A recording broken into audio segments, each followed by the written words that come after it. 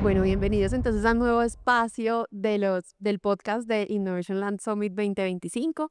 Soy Natalia Orozco, subdirectora de la Cámara de Industria Digital y Servicios, y estoy acá con Carlos Ángel de Tools for Humanity. Carlos, cuéntanos qué haces y por qué eso es importante.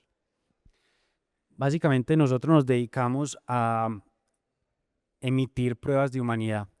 Una prueba de humanidad es un captcha del futuro, es algo que nos deja validar en Internet que somos seres humanos únicos sin basarse en inteligencia. Los captchas finalmente son pruebas de inteligencia. La teoría es que el ser humano es más inteligente que las máquinas y por ende las máquinas no saben dónde está el taxi. Eso ya hoy en día es falso. Exacto.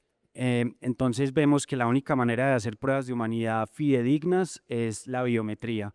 Y no solo la biometría punto, sino la biometría presencial, porque hay biometría remota que se hace a través del celular, por ejemplo, cuando yo muevo la cara, pero en los iPhone ni los Android, ningún celular está construido para hacer biometría de alta fidelidad, por lo tanto son muy susceptibles a diferentes tipos de ataque. Entonces, a lo que llegamos es que la única manera de hacer pruebas de humanidad con una escala global y que sirvan hoy y en 15, 20 años es por medio de hardware especializado que tenemos que desplegar en las ciudades del mundo, básicamente.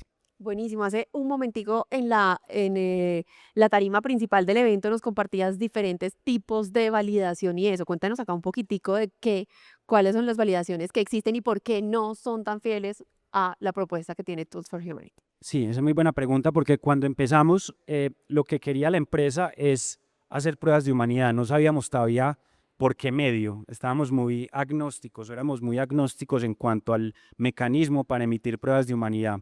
Solo sabíamos que tenían que ser a una escala global, era como uno de los componentes, por ende el nombre World, em, y no mucho más. Entonces empezaron a analizar diferentes mecanismos y diferentes tecnologías para hacer pruebas de humanidad y vimos varias.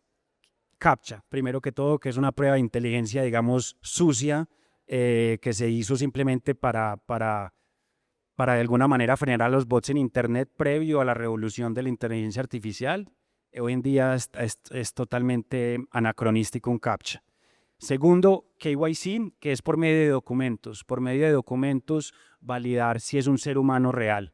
Esto tiene problemas de privacidad en cuanto a yo tener que revelar un montón de data sobre mí, mi cédula, mis recibos de luz, etcétera, para eh, accesos en Internet que de pronto no requieren ese nivel de información. Para abrir una cuenta de banco, uno entiende que necesitan saber mi nombre y mi recibo de luz, etcétera, pero para entrar a un juego, para entrar a una aplicación de citas, no vemos por qué uno tenga que revelar todo sobre uno vía documentos para tener esa prueba de humanidad. Entonces, KYC lo descartamos, no solo por eso, sino también porque hay muchos lugares en el mundo donde la gente no tiene documentos.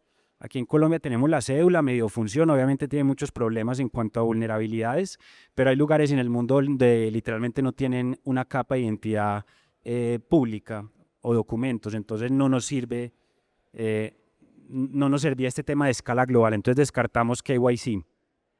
Después llegamos a device fingerprinting, que es básicamente a través de análisis de los dispositivos, llámese el computador, el laptop, el celular, minar toda esa data de las sesiones, de cómo se está comportando el ente en esa sesión y por medio de eso inferir si es un ser humano o no. Eso también tiene unos temas de privacidad muy delicados porque hay que minar toda esa data de las sesiones, entonces saben tu IP, saben tu georreferenciación, tus cookies, un montón de cosas. eh, para otra vez, unos accesos que deben ser muy livianos. Entrar a un juego, no hay por qué revelar todo sobre mí para entrar a un juego. Y al yo revelar todo sobre mi device, hoy en día casi que estoy revelando todo sobre mí. Entonces descartamos device fingerprinting. Otro tema muy crítico ahí es ya la sintetización de todas esas señales. Cada vez más la inteligencia artificial está pudiendo vencer el email, que es este identificador de los iPhone y otras cosas. Entonces no es 100% fidedigno. Después llegamos a las redes de confianza o Web of Trust, que esto es básicamente no minar el device, la data del device, pero minar la data de tus redes sociales y otra actividad tuya en línea. Y por medio de esos algoritmos, determinar si esa actividad que vemos en Internet corresponde a la actividad que esperamos de un ser humano o no. Eso también tiene unos graves problemas de seguridad, yo tener que revelar toda mi información de navegación en redes sociales para tener otra vez acceso a este jueguito de mover unos dados. Creo que no tiene sentido. Y dos, otra vez, cada vez más se puede suplantar, se puede sintetizar esas señales por medio de agentes que de alguna manera crean toda esta actividad sintética en redes sociales para tratar finalmente de vencer estas redes de confianza. Entonces llegamos a biometría, fue de donde llegamos. Y cuando llegamos a biometría dijimos, bueno, ¿qué fuentes de biometría tiene el cuerpo humano y cuáles nos servirían para hacer una prueba de humanidad a escala global? La huella y el rostro, la cara, no tienen suficiente entropía para hacer un World ID, porque un World ID no es solo una prueba de humanidad, sino una prueba de unicidad. Te certifica como un ser humano único, que no está repetido, por así decirlo. Y para hacer eso necesitamos un nivel de resolución altísimo o más técnicamente de entropía, suficiente información que podamos digitalizar y comparar contra el resto para saber que eres único. La huella y el rostro después de 10 a 20 millones de personas empieza a arrojar falsos positivos porque no hay suficiente información para yo distinguir a las personas. Ya somos 8 billones de personas, podemos llegar a ser 10 billones y por lo tanto esas dos fuentes de biometría no eran suficientes. La palma de la mano te lleva hasta 100, pero ya cuando llegamos al iris podemos llegar técnicamente hasta los 10 billones de personas.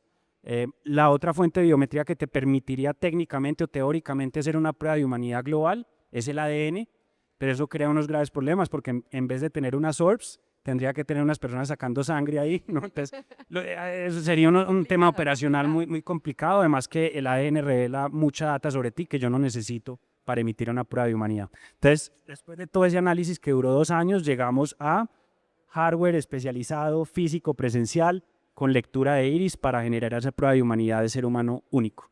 Buenísimo, Carlos. Pero entremos un poquito en cuáles son esos usos, esas aplicaciones del uso de estos datos o de esa validación. Pues cada vez tenemos más. Digamos, el primer uso con el que lanzamos, con el que llegamos al mercado, por así decirlo, a nivel mundial, fue el airdrop del WLD o del WorldCoin. Airdrop en el mundo cripto es simplemente una distribución de tokens. Uno de los grandes problemas que tienen todos los protocolos Web3 a la hora de distribuir tokens es cómo hacerlo de una manera justa. Normalmente esas distribuciones son abusadas por trolls, por bots, que sí, si había 1 millón de tokens, de pronto 100.000 de esos tokens los coge una sola persona, que simplemente era más técnica, entonces creó una serie de máquinas y toda una estrategia para tratar de abusar el protocolo. Hasta la llegada de World y World ID, la verdad no era técnicamente posible hacer una distribución de tokens justa a nivel mundial. Entonces ese fue el primer caso de uso que tuvimos, la distribución de nuestro propio WorldCoin, dándole a un ser humano en cualquier lugar del mundo la misma cantidad de monedas con cero fraude. Y con eso lanzamos al mercado y eso nos dio nuestra primera atracción. Pero después llegamos a la idea de que necesitamos obviamente muchos más casos de uso y llegamos a las mini apps, como las llamamos nosotros, que son subaplicaciones que viven en nuestra World App, abiertas a desarrolladores. Es una gran parte de mi trabajo, es motivar y educar a desarrolladores para que miren a World como la mejor plataforma en la cual emprender, porque no tienen que preocuparse por la distribución. Si tienen una buena idea y la hacen rápidamente, llegan ya a un mercado. Hemos visto una atracción casi inmediata por los grandes números de personas que ya tenemos en la plataforma. Entonces estas mini apps nos permiten interactuar con la Web3 de una manera muy sencilla y de baja fricción, porque todos los logins son con World ID, todos esos logins son privados, porque no revelan ninguna data sobre ti, ningún dato personal, y además también vienen conectados con tu billetera y todos los tokens digitales que tienes en el World App, desde WorldCoin, dólares digitales, Bitcoin, etc. Entonces, pues los invito a abrir el World App y mirar las mini apps. Tenemos más de 200 hoy en día. Hay de todo tipo, pero hemos visto unas que en verdad como que le explotan a uno la cabeza de lo que puede pasar cuando uno tiene estos primitivos nuevos, como es la prueba de humanidad. Morpho, que lo discutí en mi presentación, es un protocolo de finanzas descentralizadas que básicamente le deja a las personas poner a rendir sus activos virtuales. Y lo que hemos visto en Morpho, la mini app de Morpho, es que está pudiendo ofrecer rendimientos nunca antes vistos en finanzas descentralizadas porque tiene la certeza de no tener fraude. O sea, Morpho a través de su mini app sabe que todos los usuarios que están poniendo, digamos, activos virtuales en Morpho o stakeando, como se dice técnicamente, son seres humanos únicos, que ningún ser humano se puede repetir y que hay cero bots. Al tener esa certeza, le deja dar muchos más rendimientos de lo que era normal en finanzas descentralizadas. Entonces eso es lo que nos emociona mucho de cómo podemos ver que al llevar el fraude a cero y quitarle ese problema grandísimo de identidad a las nuevas empresas, a las startups, pueden revolucionar su modelo de negocio y ofrecerle más al ser humano de lo que era antes posible por los abusos. ¿Han pensado de pronto estaba acá pensando, digamos, en un caso en Colombia, ese tema de la prueba de humanidad para el cobro de, eh, no sé, pensiones y demás? ¿Hay alguna periodicidad en que se deba como actualizar esa prueba de humanidad? En este momento no Porque tenemos, habíamos hablado que esto es como, tú haces la prueba y te queda como en tu billetera digital y puedes desde ahí hacer validaciones en las diferentes apps. sí, tu World ID es un protocolo de identidad de autocustodia, está bajo tu custodia, nosotros no controlamos tu World ID, nosotros no sabemos nada sobre tu World ID, es como Bitcoin, si tú tienes Bitcoin en autocustodia, pues está bajo tu responsabilidad, lo mismo el World ID. Claro, tú haces tu validación y Ah, y sí, la es tienes correcto. ahí, pero tienes que repetir cada cierto tiempo porque creo que una aplicación importante podría ser esos temas que acá en Colombia es bastante recurrente la noticia de hicieron ir a la persona desde la Claro. clínica a, no sé, una notaría o un lugar para mostrar que sí es una persona real para que le hagan un pago, un subsidio o algo así. Sí, muy buena pregunta. En este momento no tenemos establecido la recurrencia, o sea, de tener que volver al orb. Em, una vez tú tengas tu World ID, ya te queda válido, pero es muy buena pregunta porque lo estamos trayendo al mercado y creo que para el fin de este año vamos a tener una serie de momentos en los que hay que volver un orb. Por ejemplo, para validar que sigues vivo, porque las personas se mueren desafortunadamente. Entonces, cada tanto hay que revalidar esa humanidad. Eso va a ser un problema de 10 años, ¿no? Porque en 10 años ya... Exacto. Pero no solo eso, como vemos esto un poco es la notaría del futuro. Va a llegar un punto en el futuro en que tú quieres, no sé, pasar 10 billones de dólares en Bitcoin o quieres traspasar un título de valores o un título hipotecario que esté en el blockchain de más de cierto monto. Va a haber tanto fraude y va a haber tanto bot deepfake agente en Internet que la única manera de hacer eso totalmente seguros va a ser desplazarse un OR para firmar esa transacción, ¿no? Entonces, así también es como lo vemos y mucho de lo que estamos haciendo ahorita es desplegar estas ORBs en muchos lugares de las ciudades, casi que se vuelvan como cajeros automáticos. Que si tú necesitas firmar esa transacción, de pronto tengas un ORB en tu propio sitio de trabajo o a 200 metros en una droguería, puedas ir, firmas y ya todo el mundo tiene la certeza de que esa transacción es segura. Cuéntanos un poquito del tema de seguridad. ¿Cómo se maneja esa protección de esa información? Porque ahí ustedes tienen la información van a tener potencialmente la información de toda la humanidad. Sí, pues. Pues eso creo que es lo crítico para entender y es que nosotros no tenemos información, porque mira, las personas que están ahorita en el ORB en ningún momento revelaron un documento, no se les pidió el nombre, no sabemos nada acerca de esas personas. Lo único que está pasando ahí es que se le está tomando una foto, esa foto se está procesando en un código para identificar que sea un ser humano único, que no se haya pasado por el ORB antes, y una vez se emite el World ID al celular de la persona, el ORB destruye las fotos y la biometría que tiene adentro y ya queda totalmente limpia para el siguiente usuario. Entonces, nuestro protocolo, a diferencia de la Web 2 y empresas como Google y Apple y Meta y muchas otras, el modelo de negocio de nosotros no es almacenar data para después minarla y personalizar el protocolo. Ese no es nuestro foco estratégico. Nosotros lo que queremos es globalizar la prueba de humanidad y crear todo un protocolo de aplicaciones dentro del mini app, del World App y por fuera que utilicen este primitivo de prueba de humanidad para dar acceso a Internet. Acá nos gusta ir eliminando mitos y demás. Entonces hubo una época acá en Colombia que tú lo viviste, que salían las noticias todas las semanas de está la fila en tal parte porque están vendiendo el iris. Hay mucha mala prensa, lastimosamente en Colombia, alrededor de la innovación y lo que no entendemos. Mi trabajo pasado, bueno, 2 trabajos antes fue lanzar Uber. Yo lancé Uber desde Medellín, de cero, y fue la misma historia, ¿no? Ah, Uber pirata, esto no sirve, ¿esto para qué? Uber creó toda la economía colaborativa que hoy conocemos de Rappi, Cabify, todo eso fue gracias a Uber y hay millones de personas que se ganan la vida en esas aplicaciones, ni se diga la calidad de vida que le Totalmente. mejora a los ciudadanos. Yo me vine en Uber y feliz, ¿no? Entonces, pero la mala prensa que tuvo Uber en su época hace 11 años era impresionante y hoy en día de alguna manera tengo un déjà vu con esto, que son nuevas tecnologías, Y no hemos podido solucionar el tema de Uber en Colombia. Seguimos en esa conversación. Ahí hay un tema fuerte, ¿no? De cómo nuestra postura frente a las innovaciones y cómo a veces hablamos mucho, ay, sí, innovación, disrupción, que se venga el futuro, pero apenas se viene el futuro, no, eso no lo conozco, cierre, váyase. Y eso es mucho lo que sentimos acá. Obviamente ha mejorado mucho, si ven ya la prensa más contemporánea de los últimos meses en Colombia es súper positivo, salió en Forbes hace poco, o sea, ya que se meten en la tecnología y miran por qué va a ser imposible tener el futuro que todos sueñan de inteligencia artificial y blockchain y todas estas cosas sin tener biometría presencial. Va a ser imposible ese futuro sin esto. Entonces, cuando entiendan eso, pues lo pueden aproximar de otro lugar y no tratar simplemente de hacer notas amarillistas, porque nosotros primero no hay compra ni venta, porque las personas no nos dan dinero en ningún momento y nosotros no almacenamos tampoco información. Nosotros estamos generando aquí una infraestructura pública digital del futuro, que es esa prueba de humanidad. Es la nueva cédula. Una nueva cédula, pero anonimizada, es una cédula muy transversal y digamos que sirve para cosas y para otras no.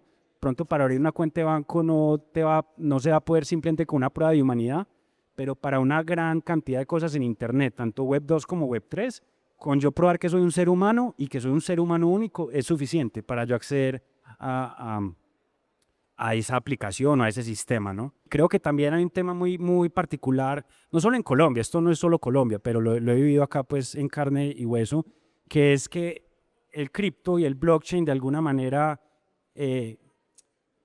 o sea, aquí no entiende la gente que la mayor adopción de cripto y blockchain, incluido World, son en los estratos bajos de la sociedad. El estrato 3, 2 y 1 en Colombia tiene muchísima más adopción de cripto que el estrato 4, 5 y 6. ¿Por qué? Porque el estrato 6 de pronto tiene su banquero privado y tiene su tarjeta negra de Bancolombia. De alguna manera siente que tiene resuelta o resuelto sus necesidades financieras y de identidad. Entonces mira a cripto y al blockchain y a la Web3 como algo nice to have, pero todavía no lo entiendo y no lo necesito. Mientras que las personas que sí necesitan esa inclusión, que no la tienen hoy en día, están saltándose directamente a la Web3. No están enfocados en cómo abro una cuenta de banco, cómo abro un CDT, cómo tengo un banquero privado que me maneje mis activos. Se van directo a las finanzas descentralizadas, se van directo al Bitcoin como mecanismo de ahorro principal y se van directo a World ID como mecanismo de identificación. Entonces yo creo que eso es algo muy interesante que para mí es algo positivo, no negativo, pero a veces las noticias lo ven como que, uy, no, hay inclusión, ¿no? ¿Qué está pasando aquí? La gente saltándose la fila al estrato alto para meterse a la Web3. Entonces, hay muchos temas que hay que trabajar en Colombia. Buenísimo, Carlos. Ya para cerrar, quisiera que nos contaras acá para que nos quede grabado ese ejemplo que nos estabas dando del uso para aplicaciones de citas, que es un poco más de uso generalizado. Sí, hace 2 semanas anunciamos la integración, la primera gran integración en el mundo de las citas con Match Group. Match Group tiene Tinder, Hinge, tiene una serie de aplicaciones de citas y se anunció la integración con Tinder específicamente, lo cual es increíble porque nos empieza a validar esta visión muy futurista que teníamos desde hace unos años. Y nosotros decíamos, para citas no es necesario, otra vez, no es necesario KYC. Yo no necesito revelar mi recibo de luz para ingresar a Tinder, ¿no? No debería ser necesario. Pero al mismo tiempo estas aplicaciones de citas se estaban llenando de bots. La gente estaba teniendo unos graves problemas creyendo que estaba encontrando el amor y literalmente no estaba encontrando nada. Estaba perdiendo su tiempo con una máquina. Ayer leí un estudio precisamente que mostraba que las máquinas son hasta 4 veces más persuasivas que los humanos hoy en día. Entonces la gente se está enredando literalmente en estas aplicaciones de citas. Y nosotros hace rato veíamos en citas un gran caso de uso para nosotros y bueno, y logramos cerrar a Tinder como primer gran partner y la verdad estamos muy emocionados porque ya puedes navegar Tinder de una manera totalmente segura, totalmente privada y todas tus contrapartes tienen esa validación muy fuerte de que eres un ser humano único. Buenísimo. Bueno, y haznos el spoiler de cuáles son esos otros par de casos que ven ahí a futuro. Vemos mucho futuro en 2 temas muy importantes, en inteligencia artificial y cómo tenemos acceso a la inteligencia artificial de una manera justa y a los activos virtuales, al blockchain. ¿Por qué? Porque la inteligencia artificial lo que va a empezar a pasar, y ya está pasando un poco con OpenAI, es que OpenAI puede decir, ¿sabe qué? Todas las personas tienen gratis ChatGPT hasta cierto punto. Usted tiene acceso gratis hasta cierto punto. Es como antes de pronto en celular le decían, bueno, usted tiene 1 giga gratis. Aquí se puede medir en token, se puede medir como quiera. Entonces yo creo que la inteligencia artificial, no solo ChatGPT, todo tipo de estas plataformas van a querer y van a necesitar democratizar esa tecnología y dar acceso gratis a muchas Sí, poblaciones las que no pueden llamamos de pagar. zero rating Sí. ahora en los... Exacto. Pero tú cómo distribuyes esa tecnología tan importante que va a ser la electricidad del futuro, tan importante sin tener abuso, sin que una persona no consuma 10 gigas porque creó 10 cuentas, ¿no? Y ese fraude es el que hace que todas estas empresas se retracten y digan, no, no, es imposible dar esto gratis porque el abuso de bots, de trolls, va a ser imposible de controlar. Mientras que con estos primitivos como el World ID, una empresa como OpenAI puede decir, cada ser humano en todo el mundo tiene 10.000 tokens al día y saber que hay cero fraude en ese programa. Entonces creo que eso va a permitir distribuir tecnologías básicas como la inteligencia artificial a nivel global de una manera muy justa y muy transparente. Y el segundo van a ser los activos virtuales. Y lo mencioné un poquito al principio, a la hora de tener que distribuir estos activos virtuales por medio de airdrops o otros mecanismos, la única manera de hacerlo de una manera justa y de descentralizar estos protocolos de hoy y del futuro va a ser por medio otra vez de estas pruebas de humanidad, porque si no vas a tener trolls, vas a tener bots que van a corromper esos protocolos del futuro. Buenísimo, Carlos. Mil gracias por este espacio, por este ratico de conversación. Y los invitamos entonces a que sigan acá atentos a estos espacios del Innovation Land Summit. Muchas Gracias. gracias.